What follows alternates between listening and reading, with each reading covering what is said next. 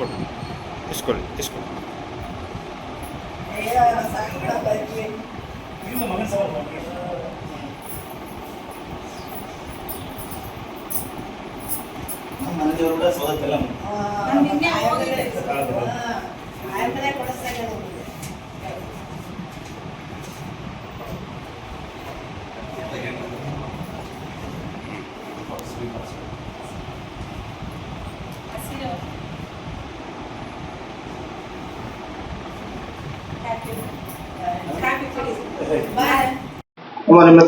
ನಮ್ಮ ಹೆಸರು ರುಕ್ಮಿಣಿ ರೀ ಸರ್, ಟಿ ರುಕ್ಮಿಣಿ.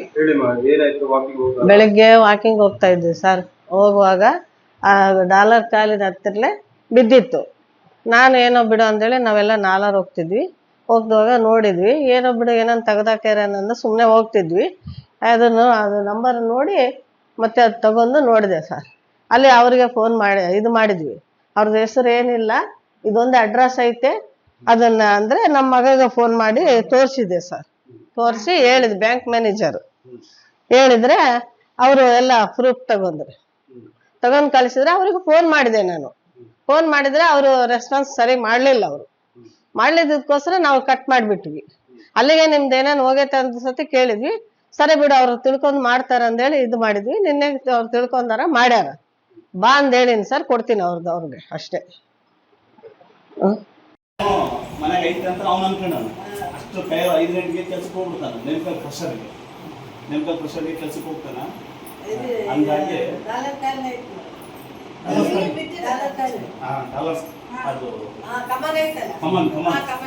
ನಾಗೇಂದ್ರ ಅವರು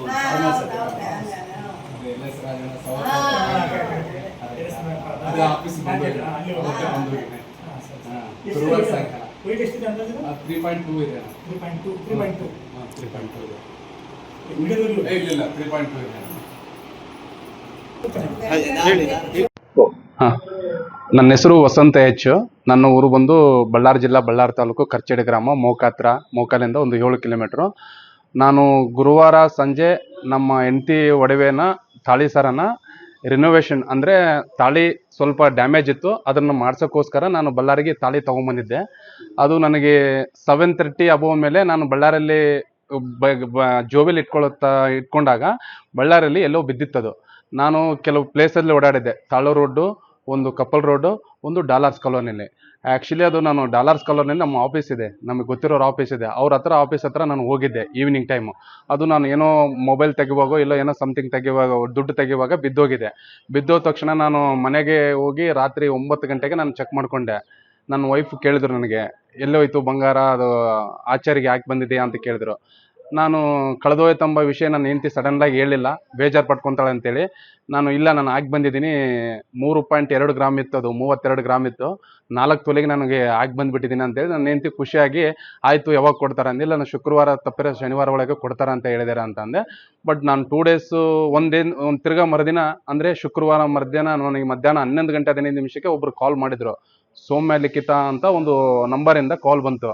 ಅವರು ನನಗೆ ಕಾಲ್ ಮಾಡಿ, ನೀವೇನೋ ಕಳ್ಕೊಂಡಿದ್ದೀರಾ, ನೀವು ಏನು ಕಳ್ಕೊಂಡಿದ್ದೀರಾ, ನಿಮ್ಮ ಹೆಸರು ಏನು ಅಂತ ಕೇಳಿದ್ರು. ಈಗಿನ ಕಾಲದಲ್ಲಿ ಯಾರಾದರೂ ಫ್ರಾಡ್ ಮಾಡ್ತಾರಂತೇಳಿ ನಾವು ಇನ್ಫಾರ್ಮೇಷನ್ ಕೊಡೋಕ್ಕೆ ಹೋಗಲಿಲ್ಲ. ನಾನು ಅವ್ರಿಗೆ ಯಾವುದೇ ರೀತಿ ಇನ್ಫಾರ್ಮೇಷನ್ ಶೇರ್ ಮಾಡಲಿಲ್ಲ. ನನ್ನ ಹೆಸರು ವಸಂತ್ ಅಂತಲೂ ಹೇಳಿಲ್ಲ.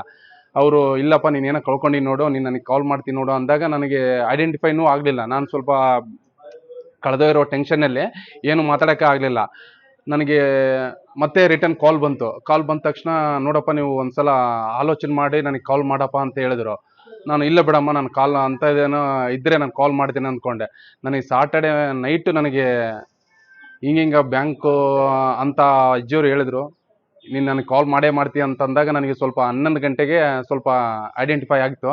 ನಾನು ಟೈಮ್ ಆಗಿತ್ತು, ಅವ್ರಿಗೆ ಕಾಲ್ ಮಾಡೋದು ಬೇಡ ಅಂತೇಳಿ ಬೆಳಗ್ಗೆ ಮರುದಿನ ನಮ್ಮ ಮಾವನಾದ ಮಹೇಶ್ ಅವ್ರ ಹತ್ರ ಹೋದೆ. ಮಹೇಶ್ ಅವರಿದ್ದು, ಅವರು ಕಾಲ್ ಮಾಡಿ ಮಾತಾಡಿದ್ರು. ಹಿಂಗೆ ನಮ್ಮದೇ ಕಳೆದೋಗಿರೋದು ಬಂಗಾರ ಅಂತ ಹೇಳಿದ್ವಿ. ಇಲ್ಲ ಆಯ್ತಪ್ಪ, ನಿಮ್ಮ ಬಂಗಾರ ಸೇಫ್ಟಿ ಆಗಿದೆ, ನೀವು ಬಂದು ತಗೊಂಡು ಹೋಗಿರ ಅಂತ ಹೇಳಿದ್ರು. ಈಗಿನ ಪರಿಸ್ಥಿತಿಯಲ್ಲಿ ಅದು ಕಳೆದೋಗಿರೋ ಬಂಗಾರ ಈ ರೇಟಲ್ಲಿ ಕೊಟ್ಟಿರತಕ್ಕಂಥದ್ದು ತುಂಬ ಧನ್ಯವಾದಗಳು. ಅವರು ಕೊಟ್ಟಿರೋ ಸಾಷ್ಟಾಂಗ ನಮಸ್ಕಾರಗಳು ಆ ಅಜ್ಜಿಯವರಿಗೆ.